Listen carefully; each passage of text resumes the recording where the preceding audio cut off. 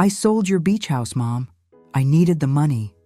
Emily's voice snapped through the chill of the title office, louder than the air conditioner humming over my head. The fluorescent lights washed her face a hard, city white. Her lipstick was perfect, her hands steady, but her eyes kept darting to the check the man in the navy blazer was palming like a secret. I could taste salt, even this far from the ocean, memory or blood, I couldn't tell. My name is Margaret Collins, and I watched a stranger lift a notary stamp as if it could erase a lifetime. What she didn't know was that the house she thought she'd sold wasn't hers to touch. I kept my voice level, the way you do when a storm surge is already at your knees. "You just sold air," I said, and the realtor's smile twitched. 2 summers ago, after my husband's second stroke, I'd tucked that Cape San Blas cottage into an irrevocable trust with a clause that bites back hard if anyone tries what she just tried. The deed was locked tighter than our hurricane shutters, and the buyer's money was about to bounce off the law like a wave off the jetty. Emily blinked, some polished part of her cracking, and for a second I saw the little girl with sandy knees who used to beg to stay up for the turtle walks. The room smelled like orange cleaner and paper, the kind of clean that never reaches under the ribs. I heard the distant thrum of someone's phone, the scratch of the notary's pen stalling mid-air, and the slow click of the wall clock. Emily's jaw set. She whispered, "I needed it, Mom. Like need is a crowbar that fits every lock." My hands shook, not from age, but from betrayal so fresh it stung. Outside, the palms rustled in the bokeh heat, and I thought of the cottage. Sunburnt shingles, the porch swing John hung crooked on purpose, and something else she didn't know was tucked inside its bones. I'm going to tell you how my daughter ended up at a closing table with forged confidence, why I hid that house where greed couldn't reach, and what secret within those walls changed everything. Because this wasn't just about money, it was about memory, legacy, and the price tag my own child put on my heart. If you believe some homes hold more than wood and nails, subscribe to follow stories like mine. The title man cleared his throat like he was trying to swallow a pebble. He set the notary stamp down gently, as if it might explode if he pressed too hard. The realtor, Marco, glossy hair and a tie as blue as a pool tile, pulled his smile in tight, the way people do when their mouth and their eyes are telling 2 different stories. The man in the navy blazer slipped the check back into his leather folio with a smoothness that told me this wasn't the first time a deal had turned to sand under his shoes. "Mrs. Collins," the notary said, palms up, polite as a church usher. "If you want a minute alone." "We're fine," I told him, and I kept my voice soft as you can over the roar of something important breaking in two. Emily's hands were still steady, her lipstick still perfect. She had my mother's cheekbones and John's wide-set eyes, but nothing of either of us in that new steel in her jaw. "You made it impossible," she said, quiet enough that only I could hear. "You made me go around you." "I made the house safe," I said. The air conditioner breathed cold on the back of my neck. Outside, a palm frond scraped against the window, a slow, dry shush. The pen in Marco's hand stopped bouncing. The man in the navy blazer got to his feet, nodding at nothing in particular, and murmured to Marco that he'd be in touch. Emily watched his back leave the room the way a person on a stranded boat watches the last rescue flare fizzle. "Sweetheart," I started, and she flinched at the endearment. "Don't," she said. "Please don't. I needed the money. It's not complicated." I felt the old ache behind my ribs, that place where a child's first cry lodges and never fully disappears. "What for?" She exhaled, looked down at her empty hands as if they should be holding something. "Bills," she said. "Life. Things you wouldn't understand." The realtor cleared his throat and offered a bottle of water, his smile back in place and brighter, like a storefront sign that had just been switched on. "These things happen," he said, meaningless as the weather. "Cooling off periods, paperwork, we can't," I said, and I stood up. My knees, bless them, did what I needed. "I'm sorry for wasting your afternoon." On the way out, the receptionist told me to have a blessed day. That's something you hear a lot in Florida when people aren't sure which way the wind's blowing for you. Outside, The Boca heat laid itself across my skin, heavy and familiar. The parking lot was a shimmer, everyone's paint jobs going a shade brighter in the sun. Emily followed me to the car. She didn't grab my arm. My girl has always known where the line is, but her urgency crowded the air between us just the same. "You kept me off it," she said. "You locked me out." "Of a house," I said. "Not our life." She laughed, not unkindly, and then bit the laugh off. "You and your lifetimes. Mom, it's just a cottage. It's a sagging porch and too many mosquitoes and a porch swing that never hung level. You can barely climb the stairs now." "Don't you dare," I said before I could temper it. We stood under the afternoon glare, each of us shadowless. "Don't you turn it into what it's not." "What is it then?" she asked. "Tell me." "Because from where I'm standing, it looks like wood and paint, and a way out you're hoarding. There are things you say and there are things you live. I'd spent years with splinters in my palms and salt in my hair and a man's hand in mine, John's, big and patient and sun-spotted, and the cottage had taught me as much about faithfulness as any church I've ever sat in. "It's where you learn to swim," I said softly. "It's where your daddy strung lights up the columns and put a lantern on the table and pretended he could cook. It's where we all went after the first stroke when the beeps and the antiseptic were too much. It's where—" I stopped, the secret pressed against my tongue like the smooth edge of a pearl. She looked at me a long moment, eyes bright but dry. "You think stories pay for braces?" she asked. And there it was, the smallest curl of disdain. "You're romantic, Mom." "That's your currency. I need dollars." "Come by the condo," I said. "Have dinner. We'll talk." She shook her head. "I have a meeting." She dipped her chin toward her purse. "And I'm late now, thanks to this." "Thanks to this?" My voice came out thinner than I liked. She wrapped her arms tight around her middle as if her hands had to keep her together. "I'm not explaining my life to you in a parking lot," she said. "You never needed anyone to explain anything to you. Your rules, your trust, your—" She swung the purse strap onto her shoulder. "You're not the only one who learned how to lock doors." She turned, and for the first time since she was 3 years old, and ran toward the water faster than I could reach her, I let her go. At home, my little condo was hermit crab snug and tidy. The air smelled faintly of lemon oil and the jasmine I'd trained along the balcony rail. Misner Park was awake and humming 2 blocks over, valet stands and smooth jazz leaking from restaurant patios. But in my place, the loudest sound was the tick of the kitchen clock and the thump-thump of my upstairs neighbor's exercise ball on his floor.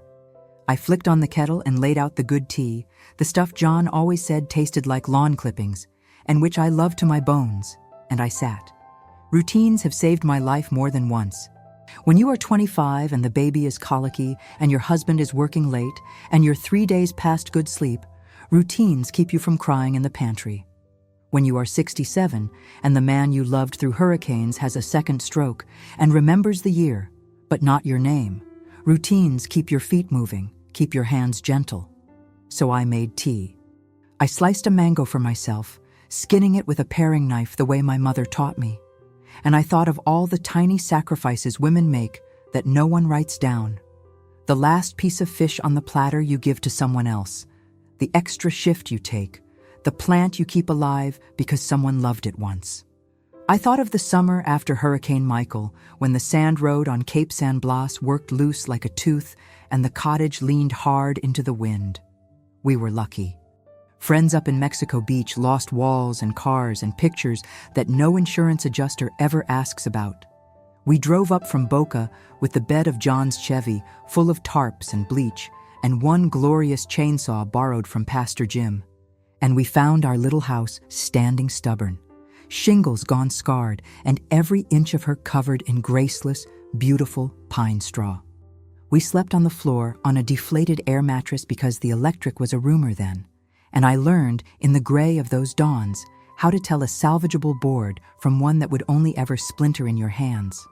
It was that fall I called Leah, my friend from choir who'd become an estate attorney. I brought her Publix cookies and all our old papers in a plastic bin, and we sat at her dining room table with her 3 cats weaving around our ankles. I put my palm flat on the trust she drew up, irrevocable, with a clause so sharp you could slice tomatoes with it. And I felt the strange relief that comes when you have finally done what you should have done sooner. I made it for my family. I made it because my husband had started staring at the stove like it was a stranger, and he sometimes wondered, out loud, if he'd married me or the other way around.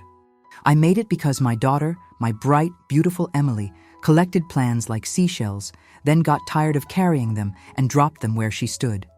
My phone chimed. A text from Emily. One line.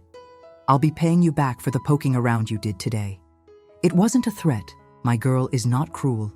But it was a sentence sharpened on one side. I typed and deleted 3 answers, then set the phone face down. I dressed a salad with olive oil and lemon and shaved pecorino, and I ate it standing up at the counter, an old habit.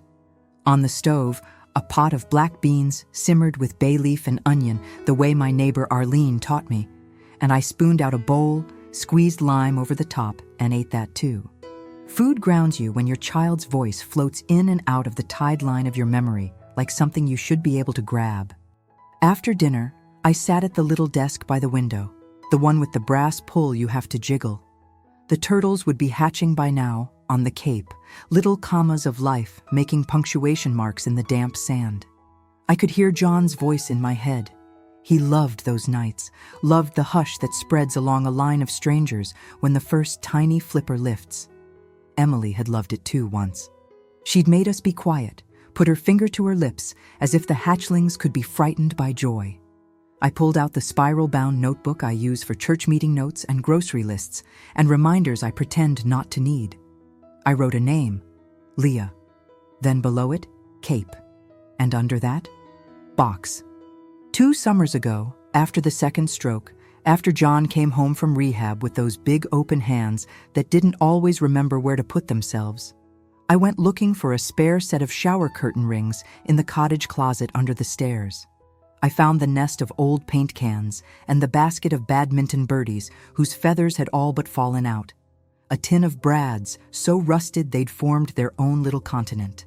And tucked between the studs, behind the thin beadboard paneling, a cedar cigar box. It smelled like him, sawdust and whatever cologne he used to splash on his palm and rub along the back of his neck on Sundays. Inside were letters, 23 of them, all in his big blocky print, and on the bottom, the little Bible his mother had given him when he ships out in 1968, the spine repaired with masking tape. The letters were dated over 30 years, random as a rainstorm, written to me and to Emily, and to someone he called whoever needs this next. They were bits of advice, little apologies he was too proud to make out loud, prayers, the recipe he'd finally perfected for his hush puppies, memories he didn't want the ocean to take. And tucked into the last was a key to a safe deposit box at the little bank in Port Saint. Joe, and a note folded so many times, it had become a square of intention. Mags, if you find this, it means we did what we hoped. We lasted. Give Emily the truth when she asks for it, and not before. The truth. I ran my finger along the soft crackle of that word. Back then, I sat cross-legged on the floor amid the dust of 100 summers and cried into the cedar smell until the floorboards under me were damp. I didn't tell Emily.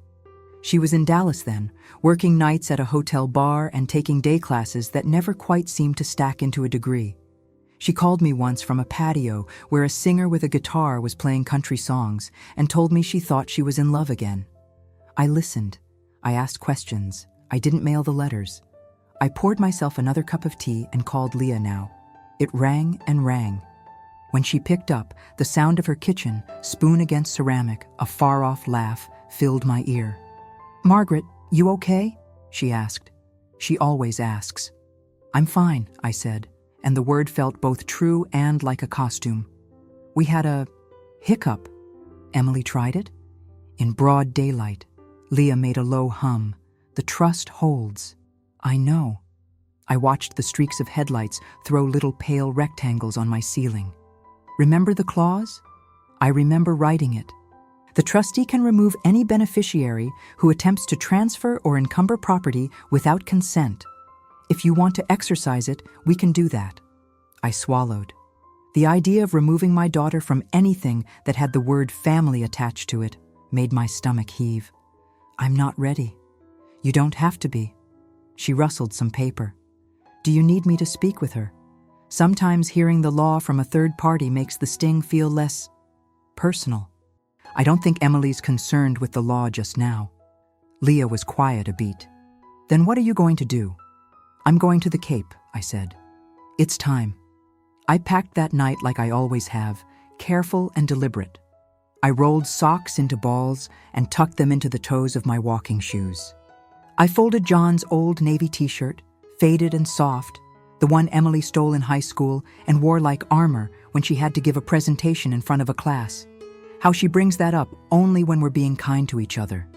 I put my own church dress in, the floral one I wear on Sundays at First Baptist in Port St. Joe, and my sun hat with the weave loose enough that light makes little constellations on my shoulders.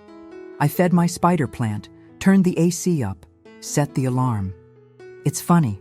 When you're leaving home, it's the small gestures that make you feel safe, as if a watered plant can stand guard. At dawn, the sky over Boca was a bruised peach. I stopped by a Cuban place on Federal Highway and ordered a cortadito and a guava pastelito, and I sat with the paper cup warming my hands, listening to two men at the counter argue, gently, about the Marlins bullpen. Life is arguing about baseball and buying gas and telling the girl with the sunflower tattoo that her earrings are pretty and swatting a mosquito from your ankle. Life is not supposed to be your daughter trying to sell your memories out from under you. But there we were. On the way out of town, I pulled into Publix and bought a key lime pie, because nothing heals a house like something tart and honest. And I grabbed bottled water and a bag of boiled peanuts from a man with a folding table in the parking lot, the kind who calls every woman young lady and means it. The drive west is always wider than I think it will be, the turnpike unspooling past sugar fields, and then cattle, and then pine. I listened to oldies for a while, then to the station out of Tallahassee that plays teachers' interviews and little symphonies, and then just to the tires on the road, that white noise my mind can set to. I stopped at a Waffle House off I-10 and let a waitress with eyelashes for days call me baby and set a plate of eggs and grits in front of me that somehow tasted like every breakfast my mother ever made. The cook had Neve tattooed on his forearm in Gothic letters. The woman in the next booth was telling a story about her grandson catching his first bream, hands flying, the words, "Bless his heart," inserted with love exactly 3 times. We are not hard to understand, any of us. We want what we love to be safe, to be seen. By the time the oaks lifted and the road started smelling like resin and ocean at once, the sun had hauled itself higher. St. Joseph Bay lay to my left like a saucer of light. Port St. Joe's little main street was tidy again, though the scars were still visible if you knew where to find them. The new paint that covered the old line of someone's pain. I waved to the folks out front of the bait shop, paid for gas at the place where the coffee is always a little burned and good, and then I turned down the spit of land that makes the Cape. The cottage sat where she always sits, as if her stubbornness holds the dunes in place. The porch steps creaked a welcome. The swing hung at its usual lean, like it was cocking its head to hear me better. I set the key lime pie on the kitchen counter next to the salt shaker shaped like a pelican and the chipped bowl we'd used for popcorn since Reagan was in office. The house exhaled around me. Houses do that. If you have been gone long enough, they recognize you when you return and their bones shift. I went first to the closet under the stairs, because if I didn't, I'd find ways to avoid it. The beadboard still bore the little thumbprint divot where John had pried it open once to fish out a runaway ball. My fingers remembered the motion. The panel came away with a pop that made my heart thud. The cedar smell came clean and immediate. The box was right where I'd left it. I sat on the floor, cross-legged like a girl. Outside, a gull gave a lazy laugh. Inside, the letters were still tied with twine that used to be white. I untied them one by one and set them in a stack. I didn't need to read them all.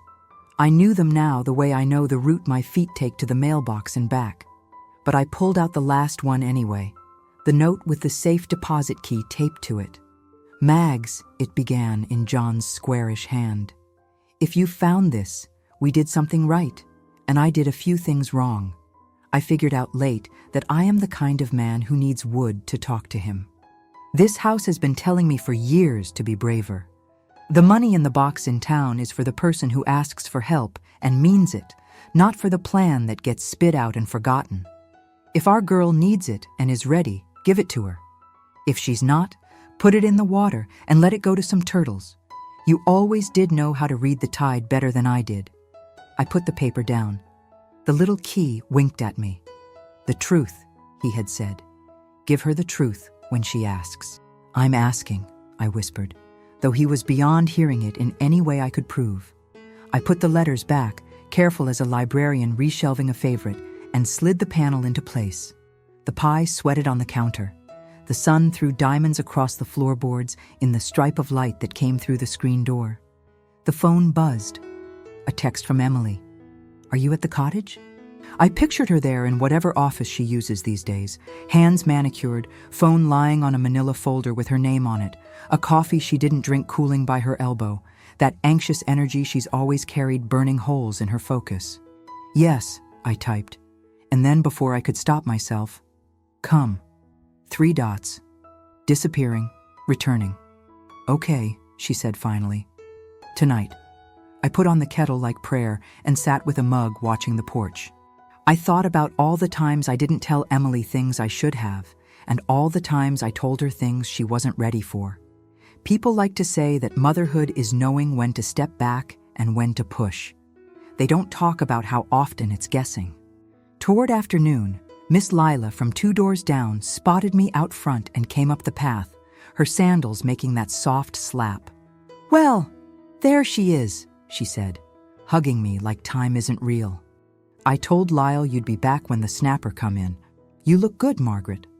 I look like someone who's been on I-10, I laughed. You're sweet to lie. You heard from your girl? Miss Lila asked. She has 3 sons of her own and a way of turning her head that makes you tell the truth. She's coming, I said. Miss Lila made a thoughtful noise. Well, I'll send Lyle over to tighten those screws on your stair rail. He's itching to fix something. She peered at me. You want me around for company when she's here? Or you want me to pretend I can't hear nothing through these thin walls? I want you to come by after, I said, and her hand, warm and dry, squeezed mine. You don't need me to tell you this, she said. But I will anyway. That house held you through storms that had names. It'll hold you through this. We sat on the porch a while, her telling me about the woman at church whose dog had learned to open the refrigerator, because life is still funny even when your heart is a bruise. When she left, the air had shifted. I could smell rain in the distance, and somewhere a grill was throwing up a curl of meat smoke that made my stomach rumble. I cut 2 slices of key lime pie and ate one at the kitchen counter with a fork, the tartness making my eyes water. I wrapped the other and set it aside. At dusk, Emily's rental pulled into the shell drive, the tires crunching as if the house could listen through them. She got out with her purse slung crossbody and her hair still perfect, despite the humidity. And she stood looking at the house like it had aged without telling her. The porch lights are those old lantern styles, and they gave her face a softness that the office fluorescents hadn't. Hi, she said. It landed somewhere between apology and accusation. Hi, I said. You hungry? She smiled, automatic and tender, the way she does when I offer food. Always. We sat at the table by the window and ate fish tacos, grouper from the man near the marina, pan-seared in a cast iron that's been seasoning longer than she's been alive. Just the way she likes, with red cabbage, lime crema, and a sprinkle of cilantro she picked off hers after one bite. I told her how Miss Lila's grandson had gotten into Florida State, how the Turtle Patrol found 3 nests last week on the far curve of the beach. She told me about her boss and his habit of leaving his reading glasses on the copier, about the woman in her building who feeds the feral cats at odd hours. Once the bowls were folded into the dishwasher and the kitchen was wiped down and the house smelled like salt and soap, we sat. You're mad, she said. I searched for the right word. Scared. She blinked. Of what, Mom? Of me? Of losing you, I said. in ways that don't show up on paper. She touched her lips with 3 fingers and then set her hand palm down on the table. "I know what you think," she said. "You think I am always 2 steps from running. Maybe I am. Maybe that's because the ground never felt steady under me." "You were always loved," I said. "I never said I wasn't," she said back, soft. "But love doesn't clear a balance. It doesn't stop the collector from calling. I know you think I should have asked, that I should have come to you and said, 'Mom, I can't do it, can you help?' But I'm tired of being the person who needs. I wanted to be the person who solves. You solved by taking." She winced. "I solved by trying." I stood because sitting was making my bones too loud. I walked to the closet under the stairs, pulled open the panel, and lifted the cedar box. I set it on the table between us like an offering. "What is that?" she asked. "Your father," I said. Her hand went to the box, then drew back as if it might be hot. I took the twine off and opened the lid. The letters made their soft little paper sound, and the cedar's breath filled the room. "He wrote to you," I said. "To us." She reached in, pulled one free. She held it a moment, then put it back. "I don't know if I can read that." "You can." "But not yet," I said. The key, taped to the last letter, caught the light. He left a kind of choice. "There's money in a box in town." I could feel her attention sharpen like a point. "It's for the person who asks and means it, not for the idea that dies in the driveway." She looked at me, her mouth still and serious. "You think I don't mean it?" "I think you don't know what you mean yet," I said. "I think you don't know what you want. I think you're angry at a house because it did what people sometimes don't. It stayed." There it was again, a flicker in her eyes, something breaking open. "You think I'm careless," she said. "I think you're hurting," I said. And I think the man with the navy blazer was just a way to stop the hurt for a minute. She put her fingertips on the table and drummed them lightly, a habit she has from childhood that returns when she's trying not to cry. "You always make it about feelings," she said, not unkindly. "Sometimes it's about numbers." "I know numbers," I said. "I know exactly how many nights I slept upright in a hospital chair beside your daddy while the monitors bumped their little green mountains. I know how many times I walked this floor because the storm outside was loud and the storm inside was louder. I know how many aprons I wore out at the diner after we moved down from Jacksonville when you were 4 and we thought we'd made something like a life." I took a breath, let it out. "You know numbers too, but you love stories. Don't pretend you don't." She folded her arms. "All right," she said brisk. "Here's a story you don't know. I am in over my head, not in a glamorous way, in the way where you wake up at 3 in the morning and your heart is a bird in a box. I made some decisions. I thought I could flip a house with a friend," she said, with a little self-laugh that had no humor in it. "Do you want to guess how that went? The contractor ran. The walls hid surprises I wish I'd never learned the names of. The city inspector has a calendar book bigger than my hope. And then..." She stopped, looked down, pressed her fingers to her eyelids until the skin paled. "I didn't tell you because I wanted to be someone else for once. Not your frantic daughter who calls from an airport or a couch or a parking lot. I wanted to be the person who showed up with a check and said, 'See, I did it.' And you thought the way to be that person was to sell the place where you learned who you are," I said gently. "It's just a house," she said, nearly pleading. "It's not," I said. "But even if it were, the way mattered." She pushed her chair back, went to the window, put her hands on the sill. "What if I asked you?" she said, not turning. "What if I said, 'Mom, I need help. Would you do it?'" In my pocket, the little key weighed nothing and everything. "I would if you mean it," I said. "If you're willing for help to look like more than money. If you'll be here long enough to figure out what the next right thing is. If you'll let the house do what it does best." She turned, forehead knotted. "Which is, hold you," I said. "Remind you. Make you a person in a family and not a person in flight." She let out a sound that wasn't quite a laugh. "That's poetry," she said. "It's practice," I said. Outside, the light had gone to that particular panhandle blue that feels like a blessing. We walked to the beach, not talking, our steps a call and answer. The sand was cool already, the wind flicking tiny grains at our ankles.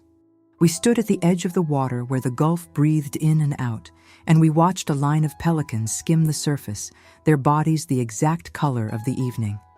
Emily's hand lifted, hovered, fell. "You used to carry me here," she said.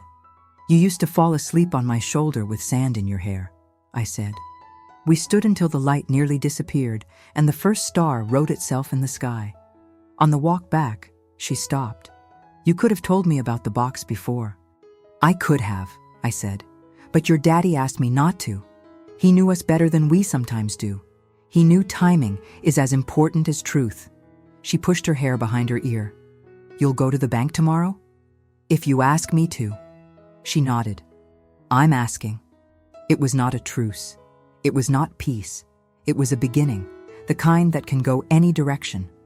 We went back to the house, and I cut another slice of pie, and we sat on the porch swing with our plates on our laps, our feet in the grooves worn into the floorboards by 1,000 summers. The lantern bugs began their show. Down the beach, somebody started a fire, and the hollow clatter of a guitar carried in the wind. The house held us the way it always had, without commentary, with patient insistence. Inside my room that night, I lay awake listening to the performance of the Gulf and of my daughter breathing from the guest room. I wanted to run to the bank then, to do something that would make the path ahead look less steep. But I remembered Leah's voice. I remembered the clause. Protection and punishment can feel the same on the first day. I thought of the little Bible in the box and the passages John had underlined, all about foundations and houses on rock. I thought of the line he'd written, "Give her the truth when she asks for it and not before," and how asking is sometimes the bravest thing you can do.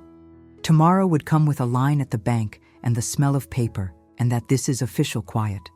Tomorrow would come with Miss Lila's pound cake on my counter and her steadying presence on my porch after dinner, with the possibility of Emily crying or fighting or driving back to wherever she had designed as a home this week.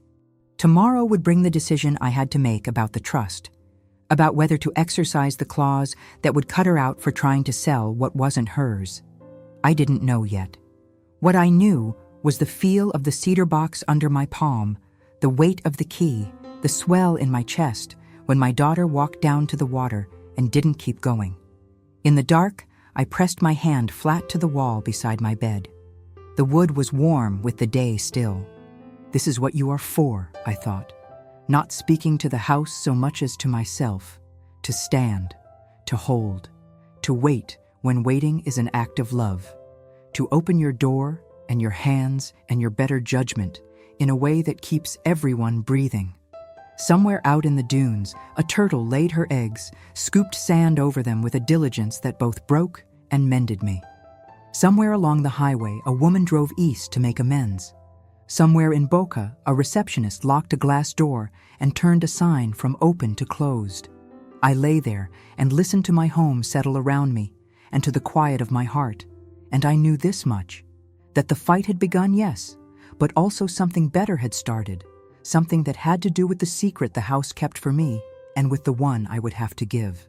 No instante em que a porta da frente bateu, rangido longo ecoou até o fundo do corredor, daquele jeito que só casas antigas sabem fazer.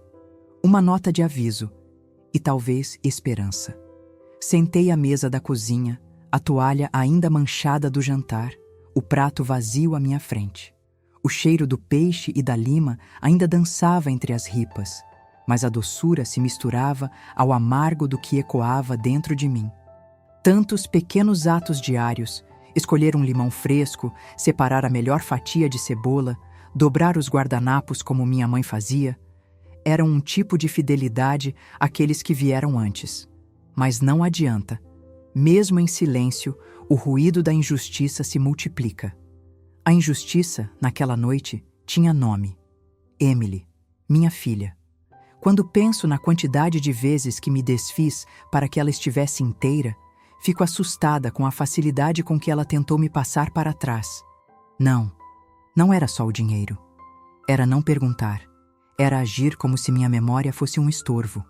como se as tardes de verão costuradas com suor e riso no cap fossem esotéricas e sem laço com a necessidade de agora. Como se partir não partisse. Saí para a varanda, o ar gelado para os padrões da Flórida encolhendo os poros no meu braço. A brisa trazia o cheiro de sal grosso e uma promessa de chuva perdida. As casinhas de vizinhos acendiam luzes amarelas, e eu tentei imaginar o que conversavam à mesa, se também sentiam aquela maré de mágoa que teima em lamber o calcanhar, mesmo quando a gente diz para si mesma que já passou. A noite se alongou plena de humilhações pequenas, mastigando cada recusa, cada frase afiada que escorregou da boca de Emily. Tantas vezes ouvira que era teimosa, que era apegada demais ao passado, que transformava cada caneca velha em relíquia. Mas eu sabia, com toda a força dolorida dos ossos gastos, que o que segura um lar não são tijolos, mas as histórias entre eles. Bastava olhar o quadro da nossa primeira noite na casa. Emily de cabelo desgrenhado, salpicada de sorvete, sorrindo banguela porque alguma coisa ali prometia durar. Mas com o tempo, o que prometeu durar ficou invisível para ela. Depois do jantar, deitei-me na cama e olhei para o teto, as sombras das palmeiras brincando com a luz do abajur. O peso da traição, da astúcia sem perdão, sufocava como se alguém, em algum lugar, estivesse afundando minha cabeça num balde d'água. Lembrei de outras afrontas, não tão gritantes, mas igualmente cortantes.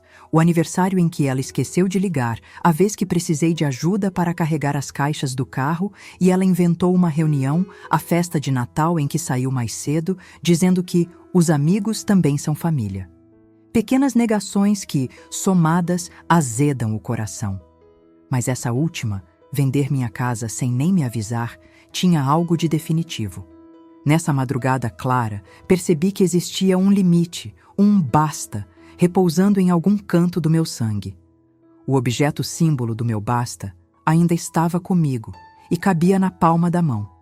O pequeno chaveiro de tartaruga de madeira que John me deu quando compramos o cottage.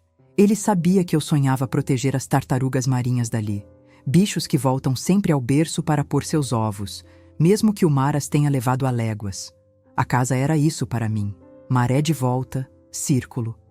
O chaveiro, gasto e liso das minhas preces silenciosas, era promessa e aviso. Apertei-o tão forte que as ranhuras gravaram meu destino na pele. Foi segurando essa tartaruga, ali sentada na varanda, que compreendi meu próximo passo. Não era momento de ceder, nem de calar. O plano nascia claro, urgente, como toda decisão que só pode ser tomada depois de dezenas de micro-injustiças. Eu daria a Emily a escolha, mas antes ela teria que ouvir tudo. Cada memória boa e má. Cada lembrança de sacrifício ao lado do calor de jantares simples e da solidão dos invernos na casa. Ela teria que saber que existem legados que não se negociam, mesmo com dívidas gritando. Não aceitaria a exposição pública. Ela não entenderia. Muito menos o silêncio, que só serve aos covardes. Meu plano era torná-la testemunha. Colocaria a verdade à mesa, literalmente, com o chaveiro e as cartas do John, e a obrigaria a olhar para o que tentou destruir. Só após ouvir, de frente, sem eufemismos, ela escolheria: receber a herança dignamente ou sair dali de mãos vazias, sabendo que tinha perdido o último lugar onde era filha, não cliente. A noite dormiu pesada e acordei cedo, a cabeça coçando, vazia de sono e cheia de passado. A casa parecia acordada, alerta, como se também esperasse o acerto de contas. Preparei café preto forte, do jeito que Emily detestava, pois dizia que era amargo como segunda-feira. Pus 2 pães de milho para assar. O cheiro de fermento invadiu todos os cantos, e eu dancei devagar pela cozinha enquanto esperava o resultado do confronto. Tomei coragem. Deixei a caixa de cartas à mostra na sala e depositei o chaveiro de tartaruga no centro da mesa, ao lado de 2 pratos.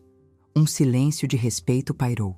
A simples presença daquele objeto fazia o peso da história respirar mais alto. Quando Emily entrou, cabelos presos num coque apressado, olhos vermelhos e expressão cansada, olhou para o que preparei com um suspiro. Não houve bons dias doces. Sentou-se, cutucando o chaveiro. Por que, mãe? Veio a pergunta, baixinha porém cortante. Apontei para o objeto. Porque isso aqui é quem eu sou, e a casa é quem a gente foi. Você quis vender ar, Emily, mas esqueceu que parede segura não se vende por desespero. Ela desviou os olhos, os lábios trêmulos, mas ficou. E eu contei. Falei do dia em que John fixou a última tábua da varanda, das tempestades em que abrigamos vizinhos, das noites de torta de pecan e risadas sem dinheiro para a sobremesa. Falei dos saraus improvisados com rádio de pilha, das vezes que ela chorou a primeira decepção amorosa, deitada no tapete do corredor, do medo de perder tudo quando John adoeceu. Ela ouviu, de início impaciente, depois menos. Quando ergui o chaveiro, segurei-o entre nós. Ele e a casa sobreviveram a furacões, a perda, a você longe em outras cidades, a mim rezando, sem saber se você voltava. Não vão cair para um papel assinado na pressa. A injustiça naquele momento não era ser desobedecida, era ser esquecida, substituída por números. Você me humilhou, Emily. Não no cartório. Ali eu já tinha perdoado antes mesmo de você entender o erro. O pior é ter que brigar para provar que uma vida compartilhada pesa mais do que um boleto atrasado. Os olhos dela encheram, mas não caiu lágrima. Eu não sou você, mãe. Eu não sei onde pertenço, disse. Segurei sua mão. Você pertence aqui, mas tem que pedir de verdade. Respirou fundo. Eu preciso de ajuda. Pronto. Era o que eu precisava ouvir, e também o que precisava dizer. Vamos juntas ao banco. O dinheiro está lá. As cartas são suas para ler quando quiser. Só peço uma coisa em troca. Fique pelo menos uns dias. Veja o sol nascer daqui, ouça os sapos depois da chuva. Entenda o preço que não está em dólar nenhum. Ela assentiu. Chorou, fina e inteira, pela primeira vez desde criança. Não era um final, era a travessia. Ao entregá-la o chaveiro, sentada à mesa, o símbolo trocava de dona. Promessa de permanência, de retorno, de humildade. Decidi, então, meu último ato de justiça. Não excluiria minha filha do testamento, mas adicionei uma nova cláusula à carta que deixaria para ela. Só receberia tudo se voltasse, pelo menos uma vez ao ano, àquela mesa, com qualquer dúvida ou desastre que trouxesse no peito. Porque, no fim, a maior herança não era o dinheiro, nem a casa em si. Era a obrigação de pedir perdão quando errasse, de sentar para ouvir, de não transformar o legado em mercadoria. No clímax daquele fim de tarde, não houve brado.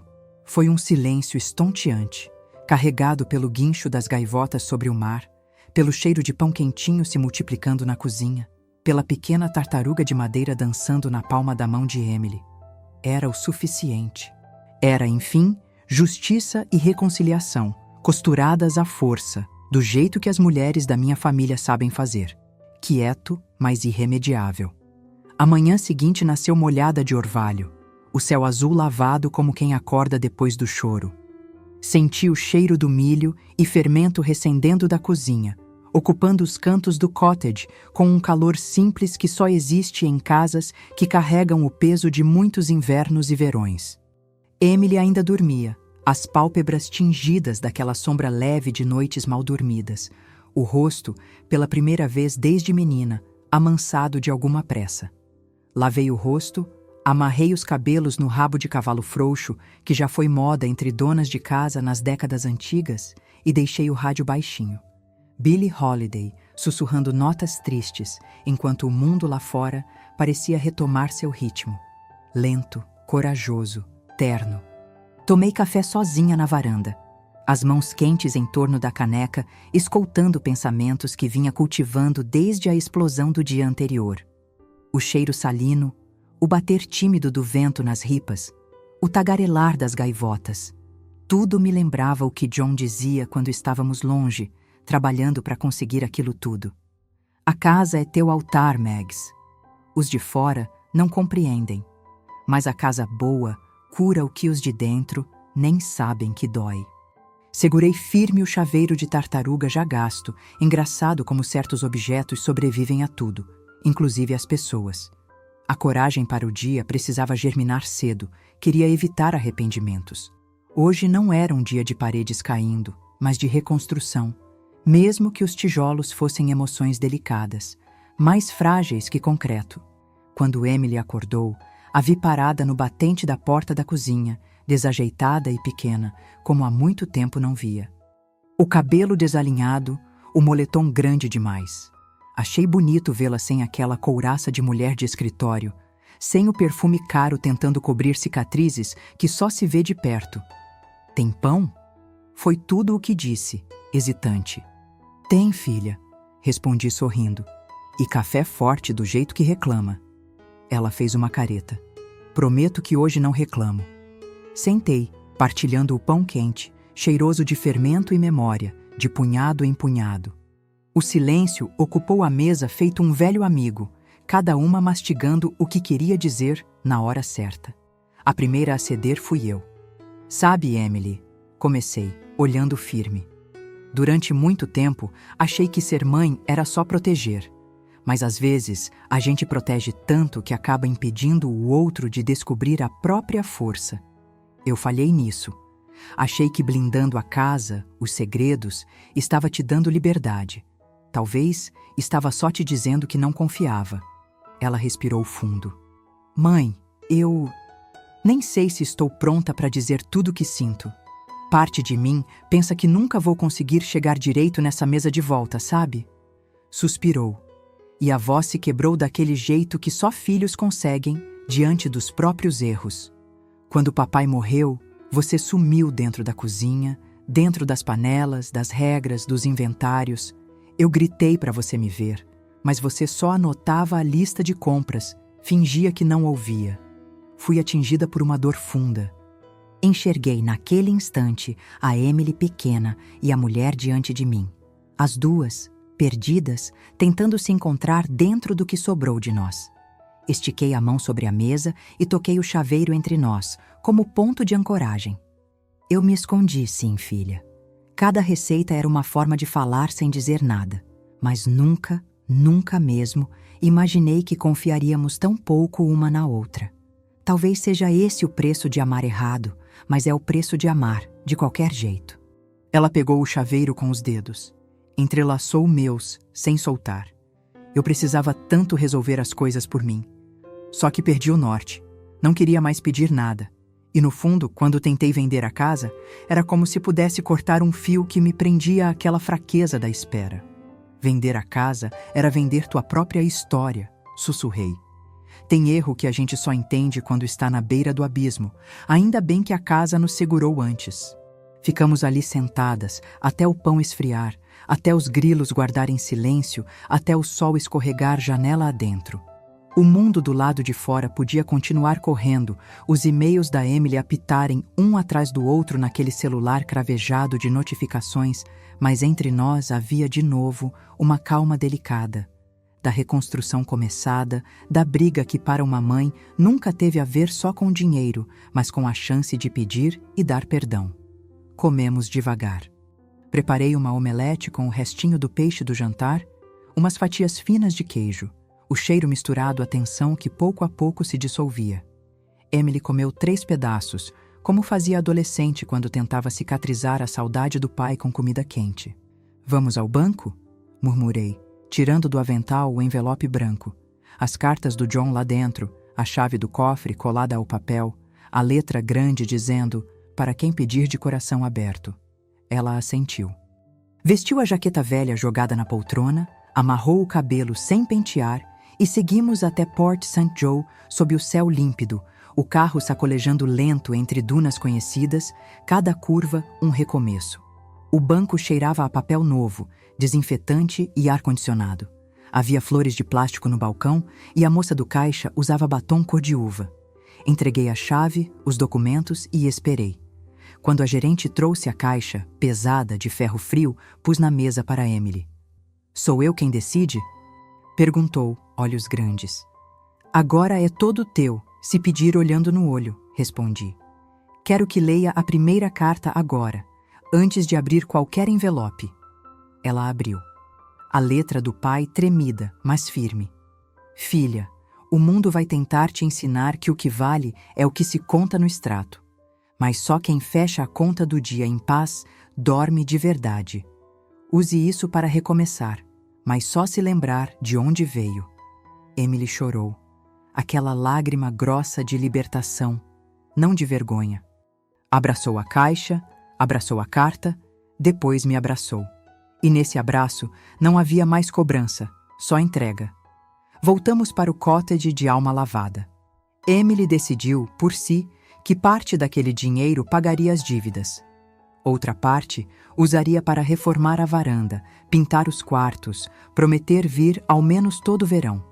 Sugeriu fazermos juntos um mural de fotos novas, misturando as antigas de John com as melhores dos netos ainda não nascidos.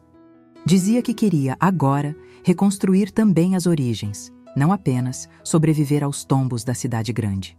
Passeamos juntas pela praia naquela tarde, tripudiamos com as gaivotas, enfiamos os pés na espuma espessa do mar da Flórida, que nunca cansa de abraçar. Fui mostrando a ela cada canto que havia guardado, as marcas dos anos nas estacas da varanda, as trilhas das tartarugas recém-saídas dos ovos. À noite, fizemos um jantar simples. Arroz e feijão preto do jeito da Arlene, salada de tomate da horta do vizinho e fatias generosas de key lime pie. A mesa transbordou de vida partilhada. Emily, agora ocupando aquele espaço não como quem pede desculpas, mas como quem deseja pertencer. Antes de dormir, ela veio até meu quarto, o chaveiro de tartaruga já quentinho de tanto rodar nas mãos. Colocou-o sobre o criado mudo, ao lado do retrato de John sorrindo, e disse: "Obrigada por me segurar, mãe, e por me ensinar a voltar, mesmo quando eu não sabia o caminho." Deitei-me e deixei as lágrimas acontecerem, sem vergonha, lavando o último resquício daquela mágoa escura. Meu coração, tão calejado de esperar, finalmente aquietou. E entendi, mais uma vez, a força de uma mãe não é impedir que a filha caia, mas garantir que, ao voltar, sempre saiba de onde partir. O cottage dormiu em paz, o vento lambeu as frestas. Sonhei com tartarugas pequenas refazendo o caminho até o mar, guiadas pelo cheiro daquilo que lhes é familiar, do mesmo jeito que as mulheres da família Collins aprendem a se reencontrar, entre ruínas, entre receitas, entre cartas deixadas como farol. Acreditar que um amor verdadeiro resiste à tormenta é a maior lição que essa casa me deu. Quando você cuida do que importa, o tempo pode até pesar, mas nunca apaga. Como a tartaruga de madeira que atravessou gerações, somos feitas para permanecer, para voltar, para recomeçar. Se essa história tocou aí algum cantinho do seu coração, compartilha comigo nos comentários. Já precisou perdoar, pedir perdão ou se reencontrar com alguém do seu passado? Deixa seu like, se inscreve no canal e me conta, qual é o objeto símbolo da sua história? Eu quero ouvir. Afinal, nosso lar é feito dessas memórias e de todo o recomeço possível.